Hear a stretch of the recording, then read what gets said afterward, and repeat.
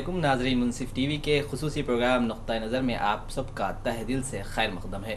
میں ہوں اعظم علی خان، میرے ساتھ اس خاص پروگرام میں موجود ہیں سید سجاد الحسنین اور حامد مرزا صاحب۔ آپ کا اس پروگرام میں خیر مقدم ہے۔ آج ہم بات کریں گے شام سے متعلق بات کی۔ شام میں اہم تبدیلی ہوئی ہے۔ امریکہ نے شامی وزیر اعظم ریاض حجاب کے دمشق حکومت کا ساتھ چھوڑ دینے کو صدر بشار الاسد کے زوال سے تعبیر کیا ہے۔ قومی سلامتی کونسل کے ترجمان ٹومی ویٹر کا کہنا ہے کہ وزیر اعظم ریاض کا حکومت چھوڑنا اس بات کا تازہ ثبوت ہے کہ صدر اسد ملک کا انتظام کھو رہے ہیں۔ وزیر اعظم ریاض کے اس انحراف کو شام میں گزشتہ 17 ماہ سے جاری حکومت مخالف تحریک میں صدر اسد کے لیے ایک اور دھچکا قرار دیا جا رہا ہے۔ اس سے قبل شامی فوج کے تقریباً 31 جنرل اور متعدد شامی سفیر بھی اپوزیشن کا ساتھ دینے کا اعلان کر چکے ہیں۔ شام کی صورتحال پر غور کے لیے امریکی وزیر خارجہ ہلیری کلنٹن رواں ہفتے کے آخر میں انقرہ جا کر ترک حکام سے بات بھی کرنے والی ہیں۔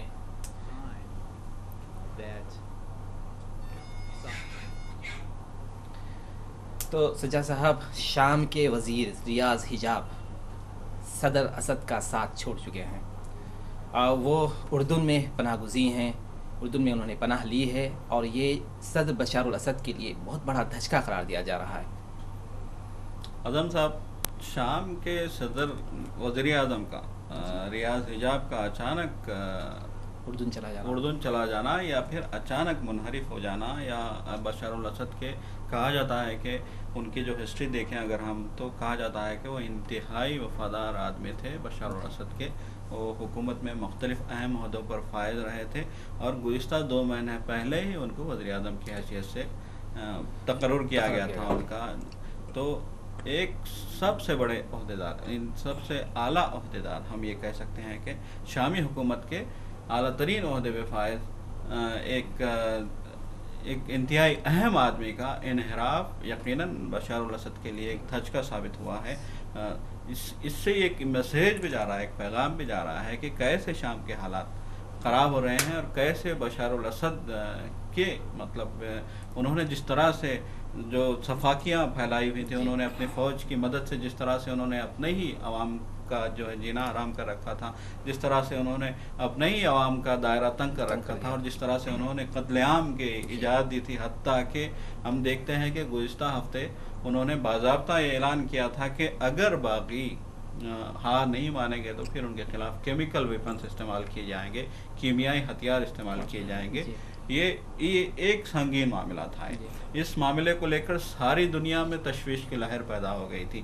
گو کہ روس کی حمایت جاری ہے، گو کہ چین کی حمایت جاری ہے، اس کے باوجود جو حالات وہاں کے ہیں، شام کی جو خانہ جنگی خطرناک صورت اختیار کر گئی ہے، اور شام میں ہم دیکھ رہے ہیں کہ دمشق کے پورے نواحی علاقوں میں کس طرح سے باغیوں نے اپنا کنٹرول حاصل کر لیا تھا، کس طرح سے شام کی فوج کے ساتھ باغیوں کی گھمسان کی لڑائی جاری تھی، اور اس کے ساتھ ساتھ یہ ریاض حجاب کے منحرف ہونے سے یہ اشارے بھی ملتے ہیں کہ اب شام کی لڑائی مسلکی لڑائی میں جو لڑائی اقتدار کی تھی، جو لڑائی وہاں پہ جمہوریت کے قیام کی تھی، وہ دھیرے دھیرے ایک طرح سے مسلکی فرقہ وارانہ، ہم یہ کہہ سکتے ہیں کہ فرقہ وارانہ تشدد کی لڑائی بن گئی ہے۔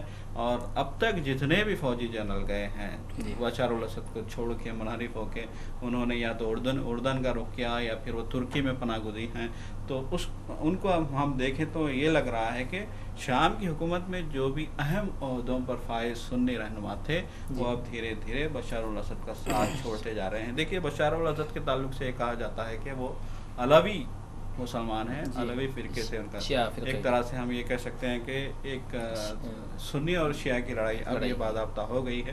دیکھیے، ہم نے دیکھا کہ کس طرح سے بالواسطہ طور پہ ایران نے شام کی مدد کی تھی جب جمہوریت کے قیام کے لیے وہاں پہ انقلاب کی تحریک شروع ہوئی تھی۔ جنوری کی بات ہے، گزشتہ برس جنوری کی بات ہے، جب یہاں حالات بگڑے تھے، اور خواتین پہ جب گولی برسائی گئی تھی، بچوں پہ جب گولی برسائی گئی تھی، تبھی سے یہ مسئلہ اٹھا تھا، تبھی لوگوں نے انگلی اٹھائی تھی شام پہ، تبھی لوگوں نے یہ کہا تھا کہ بشار الاسد کی فوج ظلم کر رہی ہے اپنے لوگوں پہ۔ اس کے بعد بشار الاسد کو چاہیے تھا کہ وہ محتاط ہو جاتے ہیں، ان کو چاہیے تھا کہ بغاوت کو کچلنے کے بجائے باغیوں کے ساتھ مذاکرات کے میز پہ آتے اور سنتے کہ وہ کیا اصلاحات چاہتے ہیں. دیکھیے عوام کا کیا مطالبہ ہے. عرب اسپرنگ کی اگر ہم بات کریں، چاہے وہ تیونس کی بات ہو، چاہے وہ لیبیا کی بات ہو، چاہے ہم مصر میں دیکھ رہے ہیں انقلاب کو، وہاں کے عوام کا کیا مطالبہ ہے. وہ کہہ رہے ہیں کہ جب ہم تیل کی دولت سے مالا مال ہیں، جب ہمارے پاس مختلف معدنیاتی ذخائر ہیں، جب ہم دیکھ رہے ہیں کہ ہمارے پڑوسی سعودی عرب کو ہم دیکھتے ہیں اور دیگر خلیج ممالک کو، تو پھر ہم کیوں ان چیزوں سے محروم ہیں. مصر میں غربت ہے، مصر میں غربت تھی، تیونس میں خود غربت کا حالات رہے ہیں. حکمران تو پرتعیش زندگی گزار رہے ہیں، حکمران امیر سے امیر تر ہوتے جا رہے ہیں. یہ عوام نے دیکھا، وہاں کے لوگوں نے دیکھا کہ حکمران تو اپنے سوٹ کیسوں میں سونا بھر کے لے جاتے ہیں، اور عام آدمی غریب ہے، عام آدمی روٹی کو محتاج ہے. تو یہی بات وہاں انقلاب کی نوید ثابت ہوئی. ہم یہ کہہ سکتے ہیں کہ انقلاب کی ایک طرح سے یہ کہا جا سکتا ہے کہ انقلاب کا جو پہلا نعرہ جو بلند ہوا وہ تھا ایک طرح سے حکمرانوں اور عوام کے بیچ خلیج. حکمرانوں کی مطلق العنانی، حکمران طبقے کا عوام پہ حکومت کرنا. عوام حکومت نہیں چاہتی تھی، عوام اصلاحات چاہتی تھی، عوام جمہوریت چاہتی تھی. اور آج جو شام کی صورتحال بدترین ہوتی جا رہی ہے، اس کو بھی ہم یہی کہیں گے کہ یہ عوام کی فتح کی جانب جو ہے قدم ہے. یہ ہم یہی کہہ سکتے ہیں. دیکھیے ساری دنیا کہہ رہی ہے، اقوام متحدہ خود کہہ رہا ہے، امریکہ خود کہہ رہا ہے کہ بشار الاسد کی جو موجودہ حکومت ہے اس کو اب خطرہ لاحق ہے. بشار الاسد کی اقتدار پر سے گرفت کمزور ہوتی جا رہی ہے اور باغی دھیرے دھیرے طاقتور ہوتے جا رہے ہیں. تو اس کی وجہ کیا ہے؟ سوال یہاں یہ ہے کہ اس کی وجہ کیا ہے کہ کیوں وزیر اعظم انحراف کر کے فرار ہو جاتے ہیں اپنی فیملی کے ساتھ. تو اس کی وجہ سامنے ہے، کھلی نظر آ رہی ہے کہ کس طرح سے وہ اپنے ہی لوگوں کو بے دریغ مار رہے ہیں، کس طرح سے وہ اپنے ہی لوگوں پہ بمباری کر رہے ہیں، کس طرح سے اپنے لوگوں کو توپوں کا نشانہ بنا رہے ہیں. ہم دیکھیں گے تو پتہ چلے گا کہ حلب کی اگر بات کریں اور شام کے دیگر شہروں کی بات کریں جہاں باغیوں کا غلبہ ہے، وہ کھنڈر بن چکے ہیں. ایسا لگ رہا ہے کہ وہاں پہ کہیں سے دیگر ملکوں نے بمباری کی، ایسا لگ رہا ہے. تو بچے مر رہے ہیں، خواتین مر رہے ہیں، مرد مر رہے ہیں. تو یہ جو انسانی حقوق کی بدترین خلاف ورزیاں وہاں پہ ہو رہی ہیں اور بشار الاسد کی یہ جو صفاقی سامنے آ رہی ہے، اسی کا نتیجہ ہے کہ آج وہاں کے حالات اتنے ابتر ہو چکے ہیں.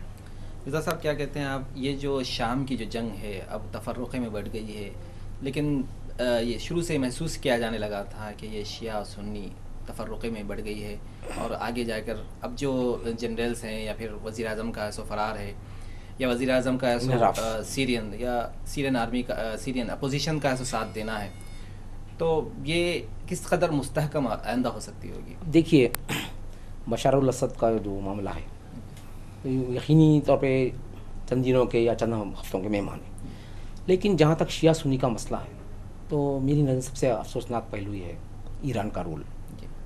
تو ایران جو اسلامی ملک ہے اور کئی اہم معاملوں میں اس نے مسلمانوں کی اسلامی جمہوریت کی بات کہی ہے.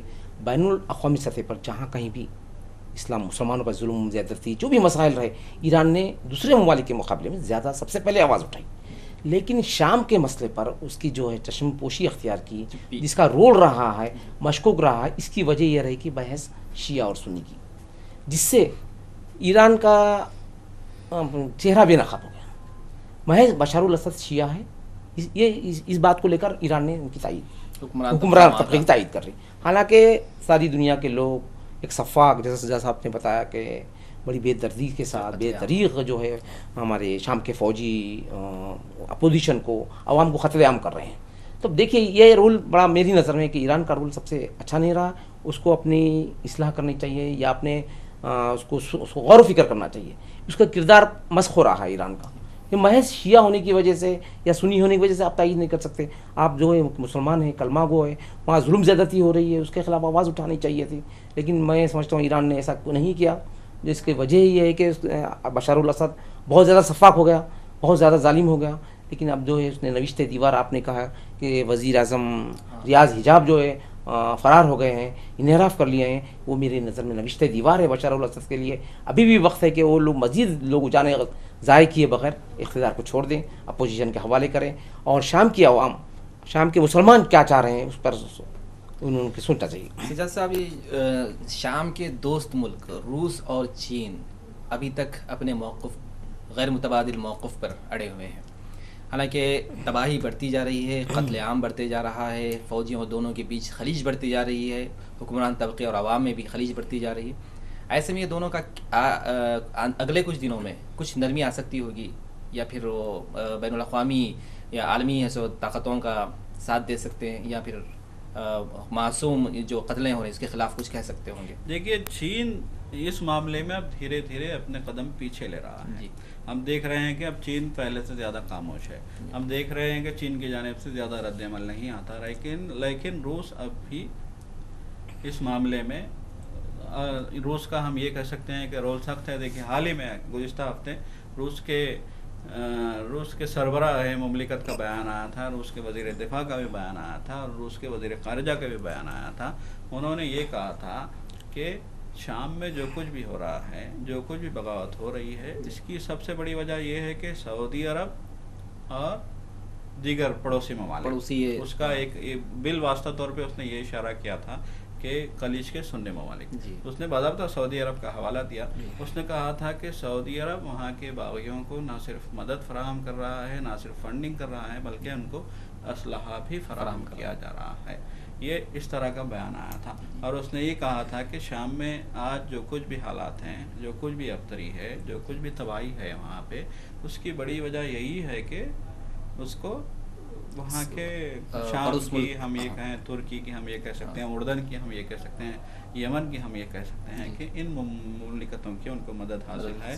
اس سے پہلے بھی جب اجلاس ہوا تھا اسلامی تنظیم اسلامی کانفرنس کا، یا پھر ہم یہ کہہ سکتے ہیں کہ عرب لیگ کا اجلاس ہوا تھا، تو اس وقت بھی یہ کہا گیا تھا، یہ اس طرح کی بالواسطہ طور پہ دھمکیاں آئی تھیں کہ اگر شام نے اپنے لوگوں پہ ظلم کرنا نہیں چھوڑا، اگر شام نے جو لوگ جمہوریت چاہتے ہیں، جو لوگ اقتدار کی تبدیلی چاہتے ہیں، جو لوگ شامی حکومت کے خلاف ہیں، ان کے اوپر مطلب یہ کہ طاقت کا استعمال کرنا نہیں چھوڑا،